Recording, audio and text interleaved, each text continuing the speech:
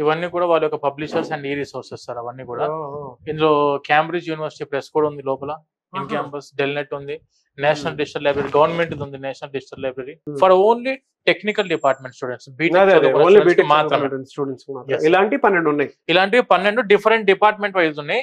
మన BTech libraries ఇది కాకుండా ఇంకో 2 ఉన్నాయి సార్ ఎక్స్ట్రా. అంటే ఇది 1 లైబ్రరీ, ఇంకో 3 లైబ్రరీస్ ఉన్నాయి మొత్తం బీటెక్ సంబంధించి.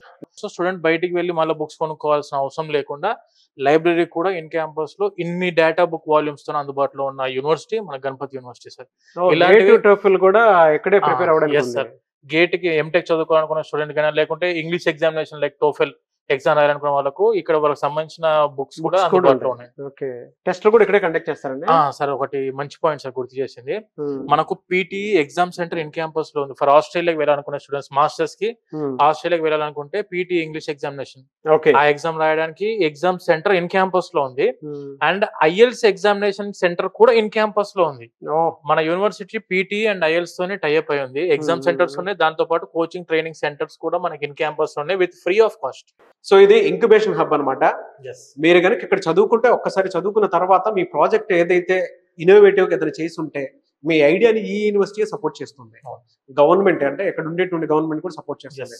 ఆల్మోస్ట్ 30 lakhs వరకు గవర్నమెంట్ సపోర్ట్ ఉంటుంది, 20 lakhs వరకు కాలేజ్ నుంచి కూడా సపోర్ట్ ఉంటుంది. స్టూడెంట్స్ ఐడియాస్ ఏవైతే ఉంటాయో వాటిని ఎంకరేజ్ చేయడం కోసం అని చెప్పి ఇలాంటి ఇంక్యుబేషన్ హబ్ లాంటి స్టార్ట్ చేస్తుంటాం.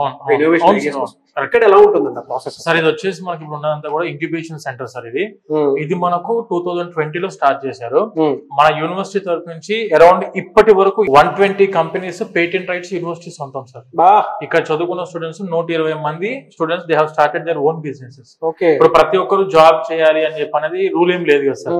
20% 100 మందిలో 20 మంది వాళ్ళ థింకింగ్ ఎంటర్‌ప్రెన్యూర్‌షిప్ ఉంటుంది. సో వాళ్ళకి ఏంటంటే ఫైనాన్షియల్ సపోర్ట్ కూడా మన యూనివర్సిటీ అందిస్తుంది. దానితో పాటు నీతి ఆయోగ్ స్కీమ్ అంటే central government of India scheme ఇది.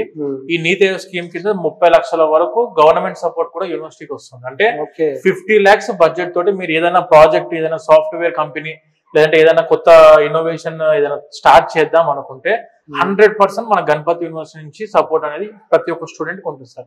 కొత్త ఐడియాస్ ని సొసైటీకి ఉపయోగపడేటివి ఉండాలి, యూనివర్సిటీకి ఉపయోగపడేటివి ఉండాలి, కొత్త సబ్జెక్ట్ ని తీసుకొని రావాలి మార్కెట్ లోకి. ఇది సార్ పరిస్థితి. మన నరేంద్ర మోడీ గారు అఫీషియల్ గా లెటర్ రాశారు యూనివర్సిటీ రాశారు. Will help youngsters take leverage of technology to equip themselves with new age skills. ఇది మీ దగ్గర స్కిల్ ఉంది అని అంటే డెఫినెట్ గా వాళ్ళు ఏ రకంగా చూసుకున్నా కూడా హెల్ప్ చేస్తారు. ఇది గణపత్ భాయ్ పటేల్ గారికి రాసిన లెటర్ నరేంద్ర మోడీ గారు. గణపత్ భాయ్ పటేల్ గారు అంటే మన university founder sir. Padmashri awardee. Padmashri award.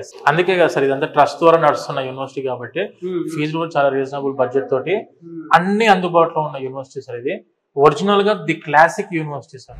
So ఆహ్లాదకరమైనటువంటి వాతావరణం, మొత్తం గ్రీనరీ ఉందండి. చిలక పలుకులు కూడా మనకు వినిపిస్తూ ఉన్నాయి. అంటే ప్రకృతిలో ఉండేటువంటి పక్షులు ఏ విధంగా అరుస్తున్నాయో అవి కూడా వినిపిస్తున్నాయి మనకి. ఫుల్ గ్రీన్ క్యాంపస్ మొత్తం 350 ఎకరాలు ఇలానే ఉంటుంది సార్. క్యాంపస్ అంతా ఇంత గ్రీనరీలో సార్ వరల్డ్ క్లాస్ ఇన్ఫ్రాస్ట్రక్చర్.